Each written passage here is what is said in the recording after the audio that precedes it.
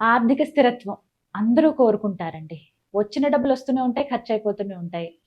అంటే దాయాలి, కూడబెట్టాలని కాకపోయినా ఇల్లు నడవాలన్నా కూడా చాలా మందికి అది కష్టమైపోతుంది. వచ్చిన జీతం 10వ తారీఖు కల్లా అయిపోతుంది. ఇంక ఎన్నాళ్ళకి మనం ఇలాగే ఉండిపోతామా?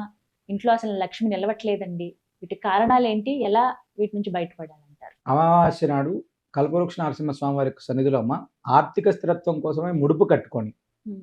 అమావాస్య నాడు అక్కడ జరిగేటువంటి లక్ష్మీ ఆరాధన మనకు సాధారణంగా మనకు శాస్త్రం చెప్పిండేటువంటిది అమావాస్య నాడు ఎవరైతే లక్ష్మీ ఆరాధన చేస్తారో లక్ష్మీ అమ్మవారిని ఎవరైతే విశేషంగా ఆరాధిస్తారో వాళ్ళ ఇంట్లో ఉన్నటువంటి అలక్ష్మీ దోషం అనేటువంటి తొలగి స్థిరలక్ష్మి అనుగ్రహం కలుగుతుంది అని చెప్తారమ్మ.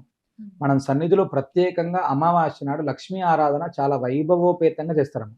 ఆనాడు స్వామి సన్నిధిలో లక్ష్మీ స్థిరత్వం కోసమే ముడుపు కట్టుకొని ఆ హోమంలో పాల్గొని వెళ్ళినటువంటి చాలా కుటుంబాలు ఇప్పటిదాకా మేము చాలా చూసాం.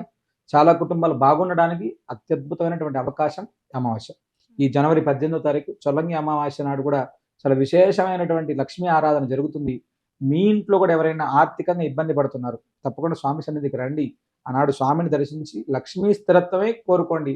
అద్భుతంగా ఉంటుంది.